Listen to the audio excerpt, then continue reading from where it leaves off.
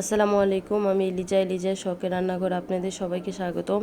আজকে আমাদের বাসায় মেহমান এসেছে। সেই মেহমানের জন্য কি কি রান্না করলাম সেটা আপনাদেরকে দেখাচ্ছি। আমি সব রান্না দেখাতে পারিনি। আমি আজকে আস্ত মুরগি 2টা ভুনা করেছি, আস্ত মুরগি। আর পরে আমি রান্না করেছি আম দিয়ে, ডাল দিয়ে। তো আমগুলো তুলে রেখেছি, নাহলে গলে গেলে বেশি টক হয়ে যাবে। আর আমি সালাডটা করেছি টমেটো, শসা, গাজর, পেঁয়াজ দিয়ে। পরে আমি মূলা ভাজি করেছি। মূলা ভাজিটা ধনেপাতা বেশি করে দিয়ে করলে খুব টেস্ট হয়। তারপরে আমি দেশি মুরগি ভুনা করেছি। আর হলো কোয়েল পাখি আস্ত আস্ত ভুনা করেছি। গরুর মাংস আলু দিয়ে রান্না করেছি।